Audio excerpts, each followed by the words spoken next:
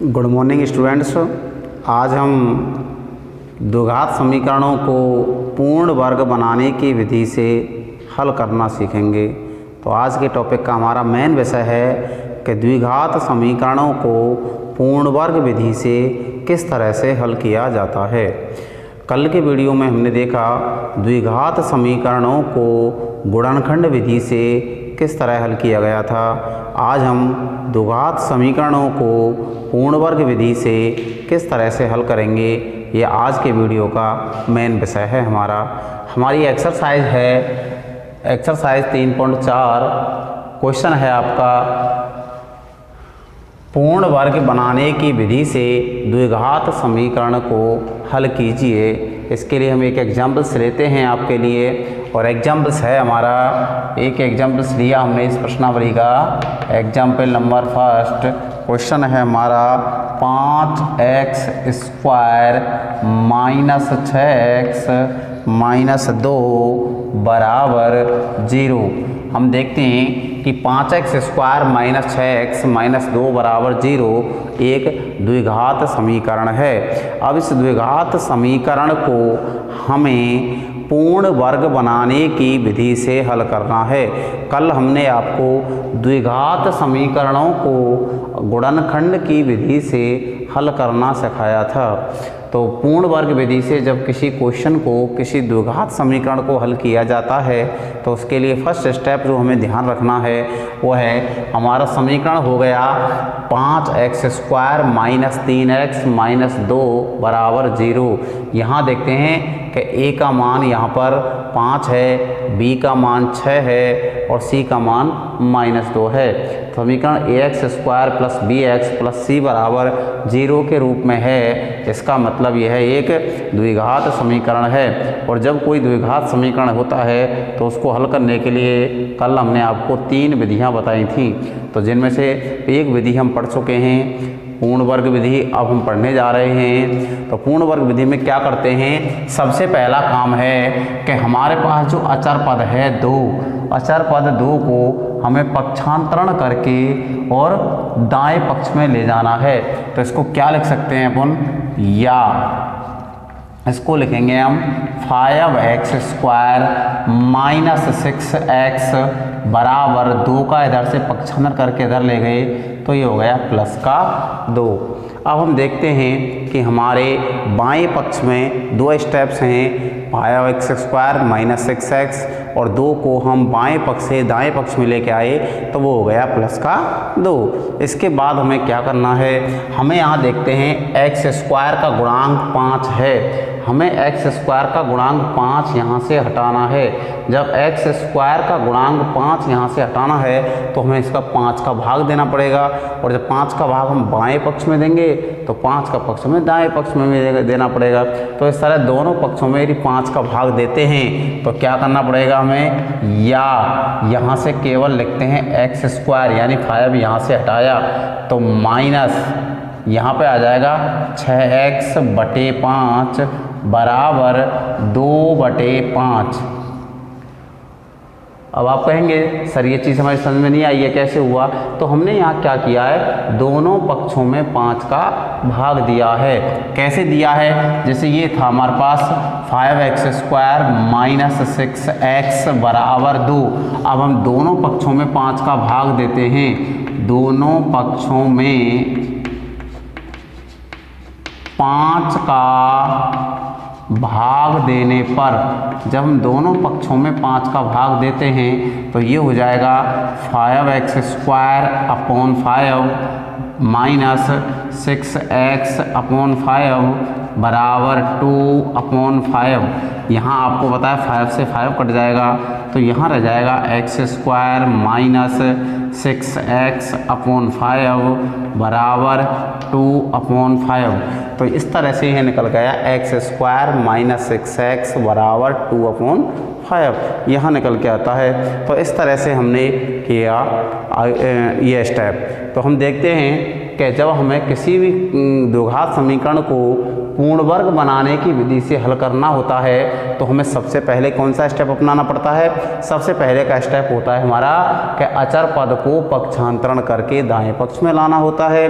उसके बाद हमें एक्स स्क्वायर का जो गुणांक होता है उस एक्स स्क्वायर के गुणांक का दोनों पक्षों में भाग देना पड़ता है। यहाँ एक्स स्क्वायर का गुणांक 5 था तो इस 5 का भाग हमने बाएं पक्ष में भी दिया और दाएं पक्ष में भी दिया। जिस तरह से मिलता है 5 का भाग जब बाएं पक्ष में देते हैं तो बायां पक्ष निकल कर आता है एक्स स्क्वायर माइनस 6x/5 और दाएं पक्ष में निकल कर देते हैं तो निकल के आता है 2/5। इसके बाद जो हमारी मेन जो लाइन है यहाँ पर आपको ध्यान देना है। उसके बाद हमें क्या करना है, एक्स के चूँकि सवाल है पूर्ण वर्ग बनाने की विधि से हल करना है और जब किसी क्वेश्चन को हम पूर्ण वर्ग बनाने की विधि से हल करते हैं तो आपको क्या करना पड़ेगा, यहाँ x के गुणांक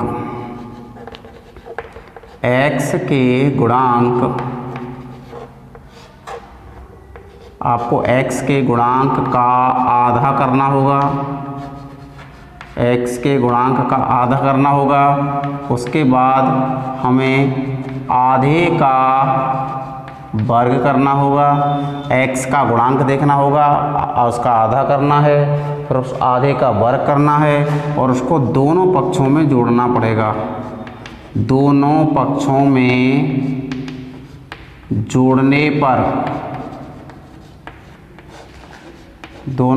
में जोड़ने पर यहाँ करते हैं हम x के गुणांक का आधा। अब हम देखते हैं हमारे समीकरण में x का गुणांक क्या है। x का गुणांक हो गया 6/5। यहाँ इसको समझते हैं, x के गुणांक का आधा हो गया 6/5 और जब 6/5 का जब x के गुणांक का आधा करते हैं, 6/5 का आधा करते हैं तो वो हो गया 6/10 और 6/10 का जब वर्ग करते हैं तो वो हो गया 36/100 और उसको दोनों पक्षों में हम जोड़ देते हैं। तो यहाँ देखते हैं हम x square minus 6x/5 plus यहाँ जोड़ देंगे इसमें 36/100 बराबर यहाँ है आपका 2/5 प्लस में जोड़ देंगे हम 36/100। अब आपकी समझ में ये नहीं आ रहा होगा कि हमारे सवाल में 36/100 कहाँ से आ गया, कैसे आया 36/100। घबराने की ज़रूरत नहीं है, बिल्कुल चिंतित ना हो। इसको दोबारा से मैं आपको क्लियर कराता हूँ कि 36/100 यहाँ कैसे आया। तो मैंने एक लाइन आपको लिख के बताई, x के गुणांक का आधा। हम देखते हैं हमारा जो दिया गया समीकरण है उसमें x का गुणांक हो गया 6/5। तो यहाँ इसको अलग से समझाने का प्रयास करते हैं। x का गुणांक हम देखते हैं सवाल में x का गुणांक क्या है, x का गुणांक तो हमने देखा यहाँ x का गुणांक है 6/5 तो x का गुणांक हो गया 6/5। अब हमें लिखना है x के गुणांक का आधा। अब इसका आधा करना है आपको, इसका आधा करना है। जब किसी भी संख्या का हमें आधा करना होता है, जब कोई भी अंक है और यदि हमें उस अंक का आधा करना है तो उस अंक में हमें 1/2 का गुणा करना होता है। जैसे हमें 8 का आधा करना है तो 8 का गुणा 1/2 से कर दीजिए, 8 का आधा हो जाएगा। 10 का आधा करना है, 10 में 1/2 का गुणा कर दीजिए। यहाँ x का गुणांक है 6/5 तो हमें 6/5 का जब आधा करना होता है तो हम 6/5 में 1/2 का गुणा कर देते हैं। तो यहाँ 6/5 इसका आधा करना है तो 1/2 का गुणा कर दिया तो आधा हो गया इसका 6/10। हमारे पास सूत्र क्या कहता है, x का गुणांक लेना है हमें। जब हमने x का गुणांक लिया तो x का गुणांक हुआ 6/5। अब इस गुणांक का आधा करना है हमें। 6/5 का जब आधा किया तो वो हो गया 6/10। उसके बाद हमें करना है आधे का वर्ग। अब जो आधा किया है हमें उस आधे का वर्ग करना है। जब आधे का वर्ग करते हैं और आधा हो गया हमारे पास 6/5 तो वो 6/10। तो 6/10 का जब हम वर्ग करते हैं, स्क्वायर करते हैं तो वो हो जाता है 36/100। तो हम यहाँ देखते हैं कि x का गुणांक का आधा किया, उस आधे का वर्ग किया और उस वर्ग को हमने दोनों पक्षों में जोड़ दिया। तो यहाँ x का गुणांक था 6/5 और 6/5 का जब आधा किया तो वो हुआ 6/10 और 6/10 का जब वर्ग किया तो हुआ 36/100। तो इस तरह से 36/100 को हमने बाएं और दाएं दोनों पक्षों में जोड़ दिया। जब हमने इधर 36/100 जोड़ा, इधर भी 36/100 जोड़ा, तो इस तरह से ये वाली जो संख्या निकल के आई है, ये वाला बाएं पक्ष निकल के आई है, पूर्ण वर्ग संख्या आ गई।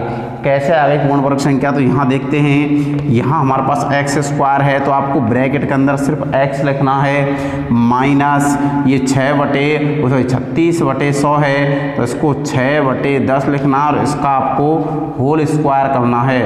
होल स्क्वायर कर जब इसको a माइनस बी के होल स्क्वायर से खोलेंगे तो ये निकल के आएगा x² माइनस 6x/5 प्लस 36/100। तो इस तरह से हम यहाँ देखते हैं कि हमारी ये संख्या थी ये पूर्ण वर्ग संख्या बन जाती है। तो इसके बाद हमें आगे के स्टेप में क्या करना है वो देखिए।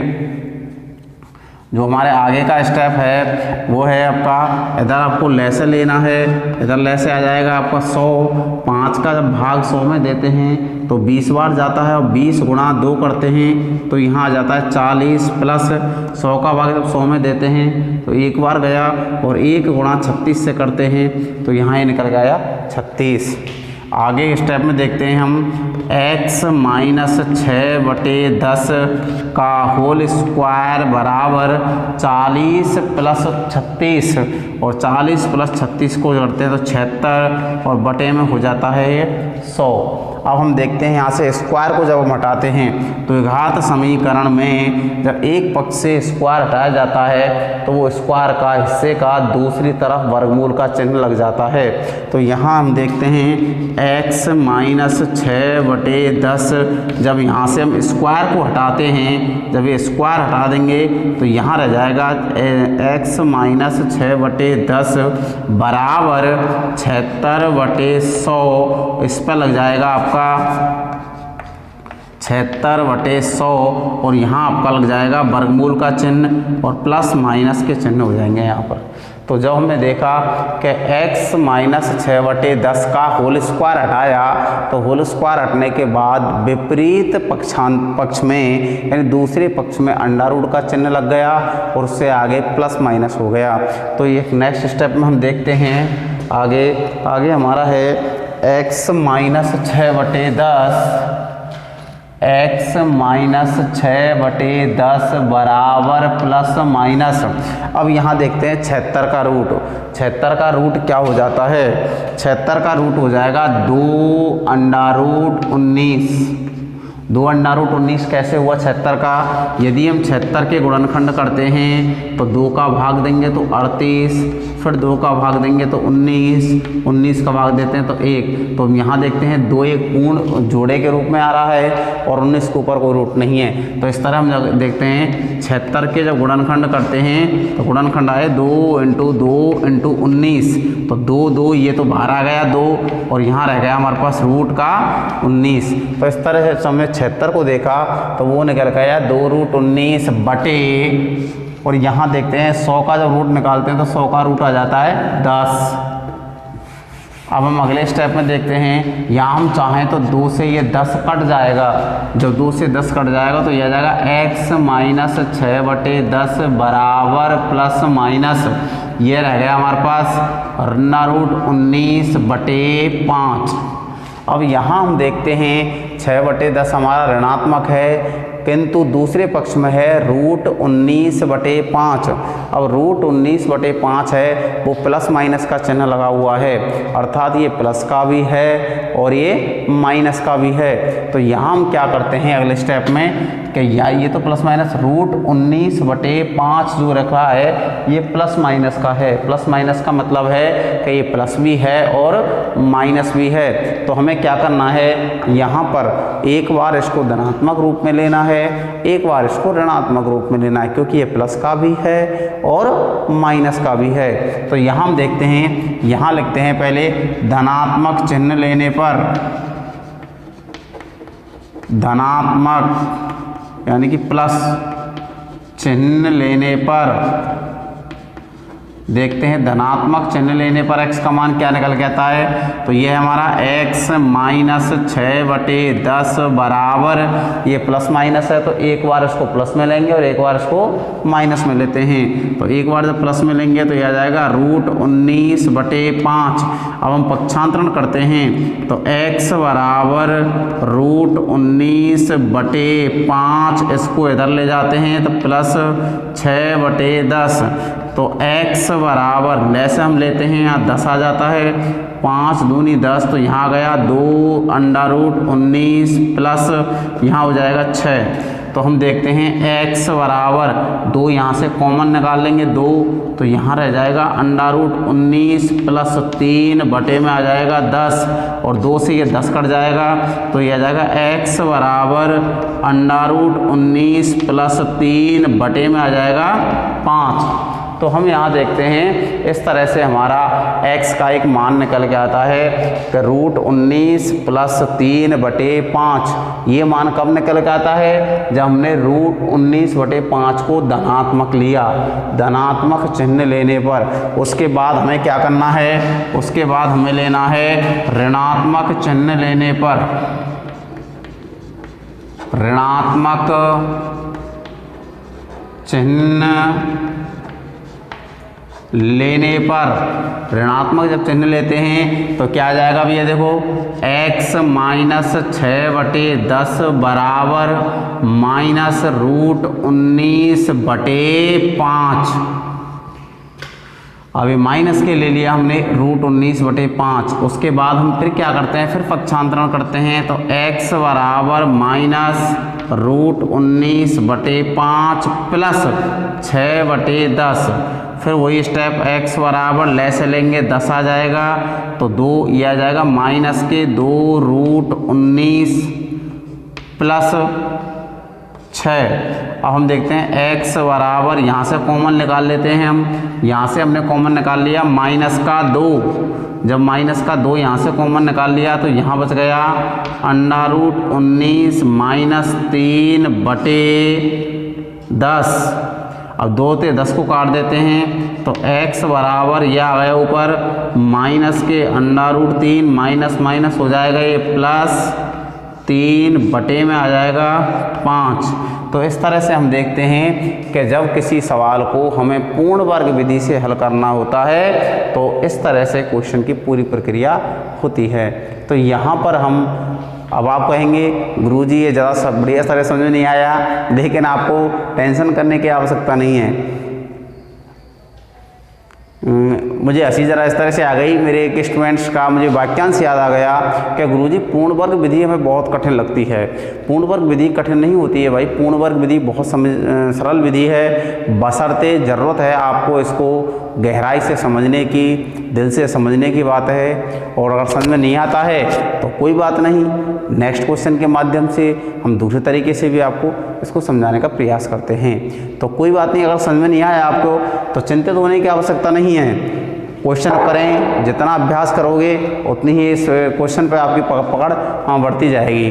तो हम कोई एक दूसरे एग्जाम्पल्स के माध्यम से इसी को समझाने का प्रयास करते हैं। हम पूर्ण वर्ग विधि से सवाल करने के लिए हम एक दूसरा एग्जाम्पल्स लेने जा रहे हैं।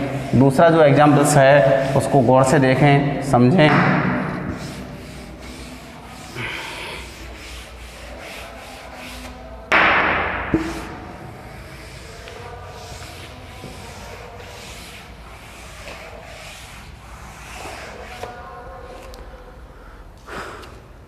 पूर्ण वर्ग बनाने की विधि का एक और एग्जाम्पल्स लेते हैं, दूसरा एग्जाम्पल्स। तो दूसरा एग्जाम्पल हम ले रहे हैं आपके लिए 4x², बीच में है प्लस का चिन्ह, 4√3x, उसके बाद प्लस 3 और बराबर 0। ये हमारा एक दूसरा एग्जाम्पल्स लिया है हमने पूर्ण वर्ग बनाने की विधि से द्विघात समीकरण को हल ज्ञात करना। तो जैसा कि आपने अभी अभी सीखा, मैंने आपको बताया कि जब किसी समीकरण को हमें द्विघात समीकरण को जब पूर्ण वर्ग बनाने की विधि से हल करना होता है तो सबसे पहला काम होता है हमारा समीकरण में से जो अचर पद दिया है c, उसको पक्षांतरण करके हमें दाएं पक्ष में लाना है। तो यहाँ हम देखते हैं कि ये हमारा ax² है, ये bx है प्लस c, तो हमें c वाले पद को पक्षांतरण करके और दाएं पक्ष में लाना है। तो जब हम c का पक्षांतरण करके दाएं पक्ष में लाएंगे तो ये क्या हो जाएगा भैया, ये स्टेप हो जाएगा 4x² प्लस 4√3 बराबर 3 को इधर पक्ष से जब इधर पक्ष में ट्रांसफ़र कर देंगे तो ये हो जाएगा -3। तो नेक्स्ट इसके आगे बढ़ते हैं हम। नेक्स्ट हमारा जो स्टेप आता है वो है, मैंने अभी आपको बताया इधर 4 है तो इसको यहाँ से 4 को हटाना है। तो 4 को हटाना है तो ये इनके बटे में जाएगा। तो आगे देखते हैं, या दोनों पक्षों में 4 का भाग दे देंगे तो ये हो जाएगा x² प्लस 4, जब इसके बटे में आएगा तो ये हो जाएगा √3x बराबर इधर हो जाएगा -3/4। फिर आप देखेंगे गुरुजी ये स्टेप फिर से हमारी समझ में नहीं आया, कोई बात नहीं, हम आपको समझाते हैं। हमने क्या किया, समीकरण के दोनों पक्षों में 4 का भाग दिया है। कैसे, पहले स्टेप इसमें 4 का भाग देंगे तो 4x² में जब 4 का भाग दिया तो 4 से 4 कट गया तो यहाँ आ गया x²। जब इसमें 4 का भाग देते हैं 4√3x/4 का भाग देते हैं, यहाँ भी 4 से 4 कट गया तो यहाँ बच गया सिर्फ √3। और जब -3 में 4 का भाग देते हैं तो -3/4। That's clear. ओके, नेक्स्ट आगे बढ़ते हैं।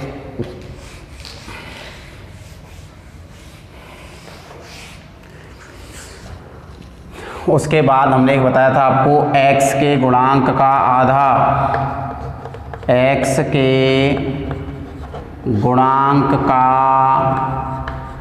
आधा, उसके बाद आधे का वर्ग,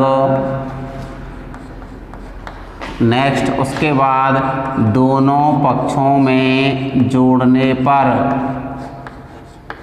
दोनों पक्षों में जोड़ने पर। तो हम यहाँ देखते हैं हमारे x का गुणांक हो गया, एक एक स्टेप समझते हैं हम। x का गुणांक, और x का गुणांक हो गया √3, ये तो हो गया x का गुणांक √3। अब हम करते हैं x के गुणांक का आधा। हमने आपको बताया जब किसी गुणांक का जब आधा करना होता है तो उसमें इनटू कर देते हैं हम 1/2। तो इसका x का गुणांक था √3, जब उसका आधा किया तो √3/2। फिर हमें करना है उस आधे का वर्ग, तो इसका मतलब √3/2। जब इसका जब वर्ग करते हैं तो इस बात को हम पहले से ही आपको कई बार क्लियर करा चुके हैं कि जब रूट की संख्या का जब स्क्वायर करते हैं तो √3 का जब स्क्वायर करते हैं तो ये √9 नहीं होता है, ये स्क्वायर से रूट हट जाए तो यहाँ जाएगा 3, और 2 का स्क्वायर करते हैं तो यहाँ हो जाएगा ये 4। तो इस तरह से हमने x का गुणांक लिया √3, उसका आधा किया √3/2, आधे का वर्ग किया तो वो आया 3/4। अब उस 3/4 को हमें दोनों पक्षों में जोड़ना है। तो हम क्या करेंगे, नेक्स्ट हम देखते हैं 3/4 को जब दोनों पक्षों में जोड़ेंगे तो ये निकल के आएगा x² प्लस √3x प्लस यहाँ क्या जोड़ना है आपको 3/4 बराबर -3/4, इसमें भी आपको जोड़ना है 3/4। अब हम देखते हैं यह संख्या जो है एक पूर्ण वर्ग संख्या बन जाती है। पूर्ण वर्ग संख्या कैसे बन जाएगी, स्क्वायर है, इसको नहीं लेना, x प्लस ये क्या था हमारा √3/2, और इसका कर दिया हमने स्क्वायर। तो आगे देखो हमने भी अब बराबर, यहाँ जब लेते हैं ले से लेने पर आ जाता है 4, तो यहाँ हो जाएगा -3 + 3। तो हम नेक्स्ट स्टेप में देखते हैं x प्लस √3/2 का होल स्क्वायर बराबर -3 से ये कट जाएगा, 0 बचेगा और 4 का भाग 0 में देंगे तो आ जाएगा 0। अब हम क्या करते हैं, x प्लस √3/2 बराबर, जैसे ही हम स्क्वायर को हटाते हैं प्लस माइनस के चिन्ह आते हैं और 0 पे आ जाता है रूट। और हम जानते हैं कि जब 0 का रूट निकालते हैं तो शून्य का रूट क्या निकल के आता है भाई, शून्य निकल के आता है। इसका मतलब x प्लस √3/2 बराबर ±0। हालांकि इस बात को हम लोग जानते हैं कि 0 प्लस का भी है और 0 माइनस का भी है। 0 के आगे कोई चिन्ह नहीं लगाया जाता है, ना प्लस लगाया जाता है ना माइनस लगाया जाता है, क्योंकि 0 ना ऋणात्मक होता है ना एक धनात्मक पूर्णांक है। तो यहाँ हम देखते हैं, तो अब आप लेते हैं, आज जैसे पहले की तरह देखते हैं हम, धनात्मक चिन्ह लेने पर, धनात्मक चिन्ह लेने पर, धनात्मक का मतलब प्लस ले लेंगे। यहाँ कैसे ले लेंगे, x प्लस √3/2 बराबर 0 ले लिया मैंने। तो s में देखेंगे भैया x बराबर, इस संख्या को उधर ले जाएंगे तो ये जाएगा -√3/2।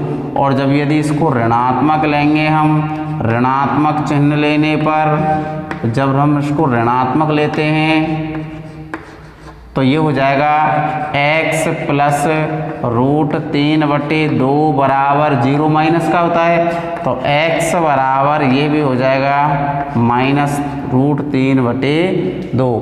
तो इस तरह से हमने देखा कि किसी भी समीकरण को, द्विघात समीकरण को पूर्ण वर्ग बनाने की विधि से हल किया जाता है। तो हम द्विघात समीकरणों को अभाज्य गुणनखंड विधि से हल करना पिछले वीडियो में सीख चुके हैं। द्विघात समीकरण को पूर्ण वर्ग बनाने की विधि से हमने अभी इस वीडियो के अंदर सीखा। नेक्स्ट जो हमारा क्वेश्चन है इसी प्रश्नावली का, वो है फिर द्विघात समीकरणों को हमने अभाज्य गुणनखंड से सीख चुके हैं, पूर्ण वर्ग से सीख चुके हैं। अब जो हम अगले क्वेश्चन पे आते हैं, वो किसी द्विघात समीकरण को हमें द्विघाती सूत्र या श्रीधराचार्य सूत्र से ज्ञात करना सीखना है। तो नेक्स्ट जो हमारा टॉपिक है,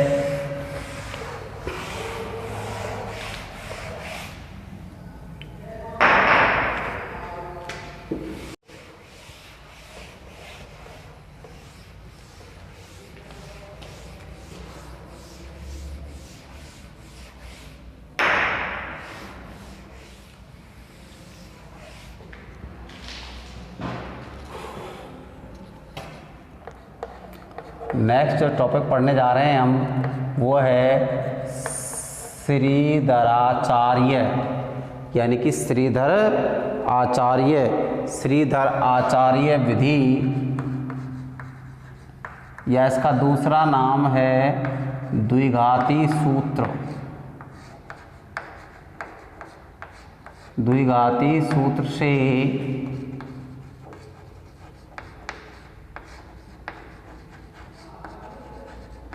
द्विघात समीकरण का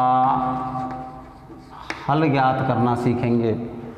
तो हमने अभी सीखा पूर्ण वर्ग बनाने की विधि से समीकरण का हल। अब जो हम पढ़ने जा रहे हैं वह है श्रीधराचार्य विधि या द्विघाती सूत्र से किसी समीकरण का हल करना। तो हम कैसे करेंगे द्विघाती सूत्र से या श्रीधराचार्य विधि से समीकरण कैसे हल करेंगे, इसके लिए हम कोई भी एग्जाम्पल्स ले लेते हैं आपके लिए। जैसे हमने कोई भी एग्जाम्पल लिया,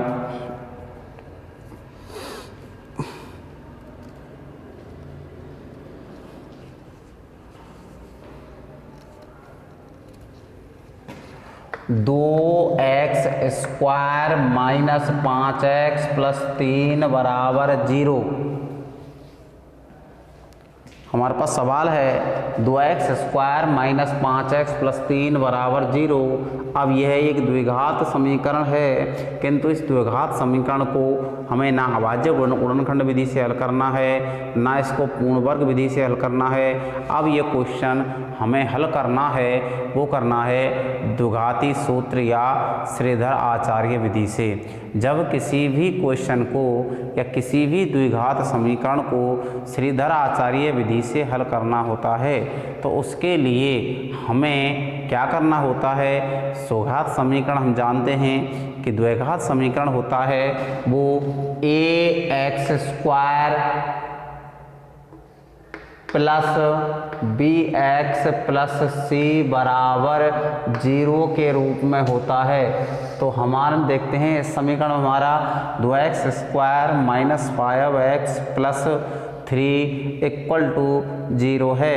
तो यहाँ हम ax² plus bx plus c बराबर 0 से जब इसकी तुलना करते हैं तो इसमें a के स्थान पर आ जाता है 2, b के स्थान पर आ गया -5 तथा c के स्थान पर आ गया +3। तो जब हम इसको द्विघात समीकरण को श्रीधराचार्य विधि से जब हल करते हैं तो हमें इस समीकरण की तुलना ax² plus bx plus c बराबर 0 से करनी पड़ती है। तो क्या लिखेंगे, समीकरण की तुलना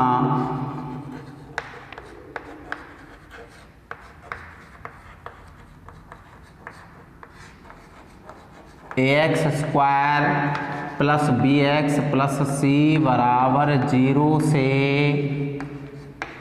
करने पर, जब इसकी ax² plus bx plus c बराबर 0 से इसकी तुलना करते हैं तो हम देखते हैं यहाँ हमारा a बराबर क्या है, a बराबर है 2, b बराबर क्या है, b बराबर है -5 तथा c बराबर क्या है, c बराबर हो गया इसमें 3। तो हम देखते हैं a का मान 2 है, b का मान -5 है और c का मान 3 है। हमें इस द्विघात समीकरण को श्रीधराचार्य विधि या द्विघाती सूत्र से ज्ञात करना है। तो श्रीधराचार्य विधि क्या होती है,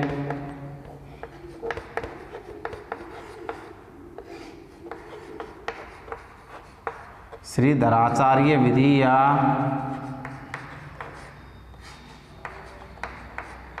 द्विघाती सूत्र से श्रीधराचार्य नाम के गणितज्ञ ने द्विघात समीकरणों को हल करने का अपना एक सूत्र दिया था, जिसे हम आज द्विघाती सूत्र या श्रीधराचार्य के सूत्र के नाम से जानते हैं। श्रीधराचार्य ने द्विघात समीकरणों को हल करने का जो सूत्र दिया था उसी सूत्र को हम द्विघाती सूत्र या श्रीधराचार्य सूत्र कहते हैं। और वो सूत्र क्या था वो सुन लीजिए। सूत्र था x बराबर -b, उसके बाद प्लस माइनस अंडर रूट के अंदर था b² माइनस 4ac बटे में था 2a। तो इस श्रीधराचार्य नाम के गणितज्ञ ने द्विघात समीकरण को हल करने का जो सूत्र बनाया था x बराबर -b plus minus root b² minus 4ac बटे 2a। इसी सूत्र को हम द्विघाती सूत्र या श्रीधराचार्य सूत्र के नाम से जानते हैं। अब हम इस समीकरण में देखते हैं 2x² माइनस 5x प्लस 3 बराबर 0। तो इसमें a का मान 2 हो गया, b का मान -5 हो गया तथा c का मान प्लस का 3 हो गया। अब हम a b c के मानों को श्रीधराचार्य के सूत्र में लगाते हैं तो देखते हैं x का जो मान निकल के आएंगे वो इस द्विघात समीकरण के हल कहलाएंगे। तो यहाँ हम देखते हैं x बराबर माइनस b का मान है ऑलरेडी से -5 प्लस माइनस यहाँ देखते हैं अंडर रूट b² का मतलब है -5 का स्क्वायर -4, a का मान है हमारे पास 2 और c का मान है हमारे पास 3 बटे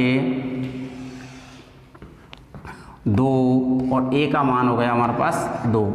तो हम नेक्स्ट देखते हैं इसमें x बराबर माइनस और माइनस ये हो जाएगा प्लस का 5 प्लस माइनस अंडर रूट हमारे पास सही है -5 का जब स्क्वायर करते हैं तो ये हो जाएगा 25 माइनस 4 दूनी 8 और 8 हो जाएगा 24 और बटे में हो जाएगा 2 दूना 4।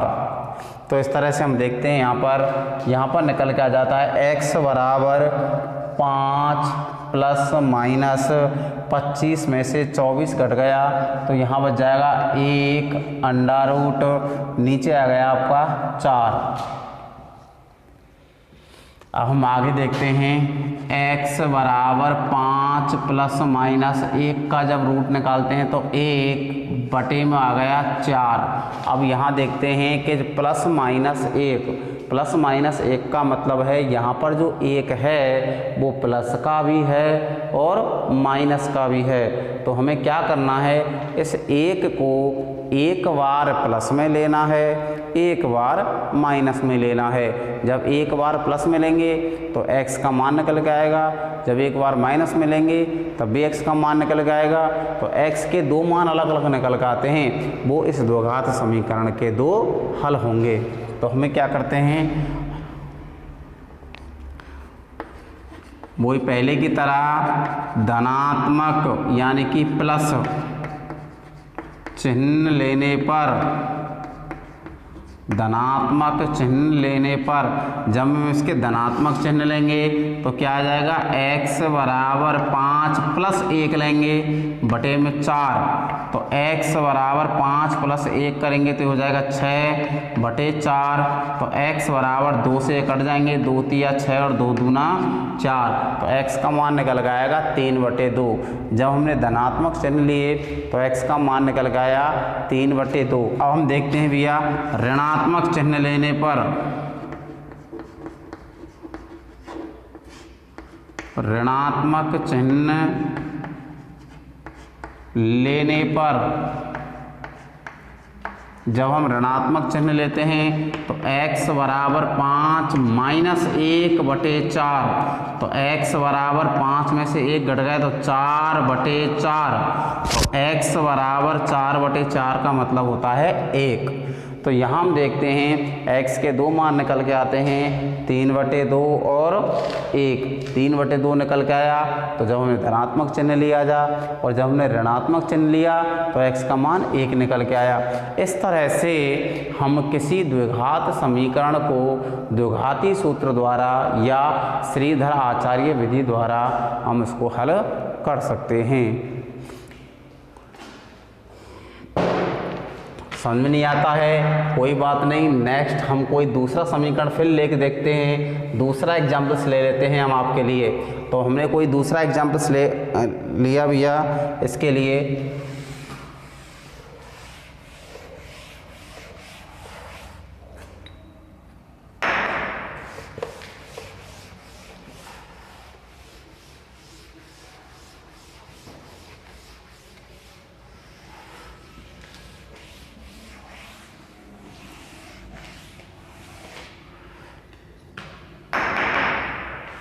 जब हम कोई दूसरा एग्जाम्पल्स लेते हैं श्रीधर आचार्य विधि का, इसी विधि को एक अन्य एग्जाम्पल्स के माध्यम से समझते हैं। तो दूसरा एग्जाम्पल्स हम लेने जा रहे हैं 1 बटे x माइनस 1 बटे x माइनस 2 बराबर 3। आगे लिखा हुआ है x is not equal to 0 और 2।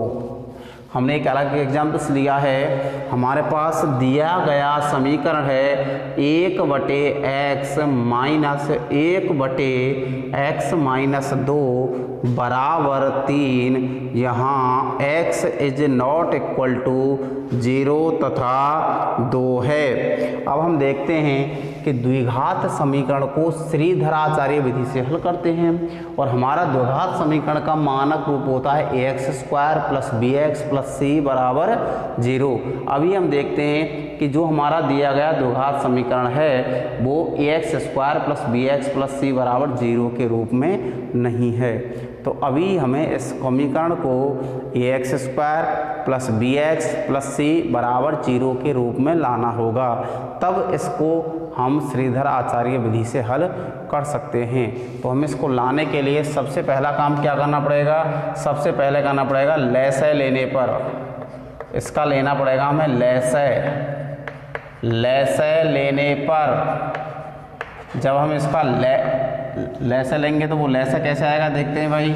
यहाँ लैसा लेंगे तो यहाँ x है, यहाँ x माइनस 2 है। जब हम देखते हैं x का भाग x में देंगे तो ये कट जाएगा, यहाँ बच जाएगा हमारे पास x माइनस 2, तो यहाँ आ जाएगा x minus 2 minus x minus 2 का भाग x माइनस 2 से देंगे तो ये कट जाएगा, यहाँ बच जाएगा x का इंटू 1 से करेंगे तो यहाँ हो जाएगा x, और बराबर में देखते हैं हमारे पास 3। नेक्स्ट स्टेप में हम आगे बढ़ते हैं तो हमने देखा यहाँ प्लस का x है, यहाँ माइनस का x है, तो ये आपस में कट जाएगा, तो ऊपर बचेगा आपका -2/x इंटू x करेंगे तो ये हो जाएगा x², और x का इंटू जब माइनस के 2 से करेंगे तो यहाँ हो जाएगा -2x। अगेन समझ में नहीं आया कोई बात नहीं, अगेन दोबारा समझते हैं। जब हमने इनका लैसे लिया तो लैसे आया x माइनस 2, x से x गया, यहाँ बचा x माइनस 2, x माइनस 2 का गुणा जब 1 से किया तो x माइनस 2 आया, माइनस x माइनस 2 का भाग x माइनस 2 से दिया तो ये कट गया, यहाँ बच गया x का गुणा 1 से किया तो x आया इक्वल में 3। अब ये प्लस का x था, ये माइनस का x था, ये दोनों कट गए, यहाँ बच गया माइनस का 2, नीचे x का गुणा जब x से किया तो x², और x का गुणा जब माइनस के 2 से किया तो माइनस का 2x आया। नेक्स्ट हम आगे हैं हमारे पास 3। अब हमें करेंगे क्या, वज्र गुणा। इसके नीचे कुछ नहीं है जिसके नीचे हम 1 मान सकते हैं। अब हम करेंगे वज्र गुणा करने पर, वज्र गुणा करने पर जब हम इसका वज्र गुणा करते हैं तो वज्र गुणा का मतलब बताया था मैंने तिरछा गुणा होता है।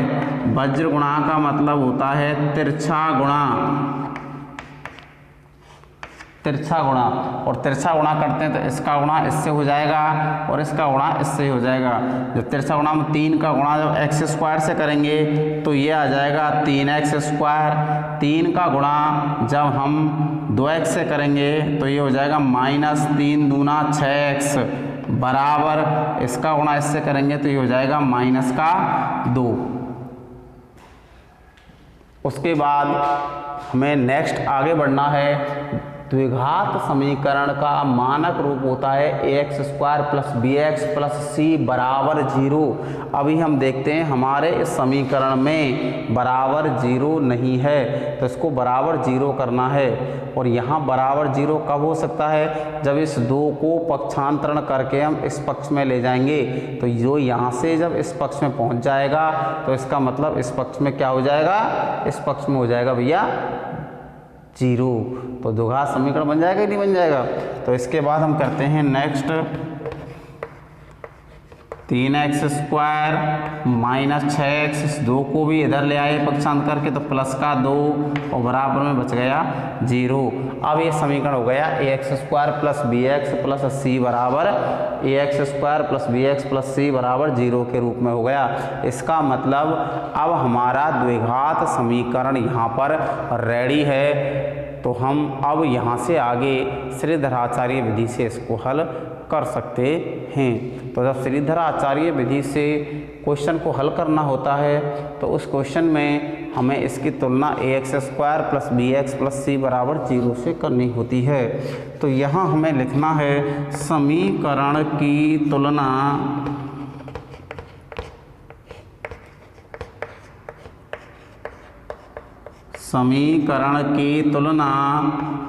ax² + bx + c बराबर 0 से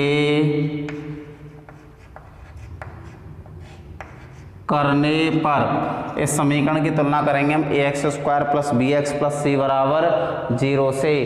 तो यहाँ हम देखते हैं यहाँ a बराबर क्या हो गया, यहाँ a बराबर हो गया 3, b बराबर क्या हो गया, b बराबर हो गया -6 और c बराबर क्या हो गया, c का मान हो गया +2।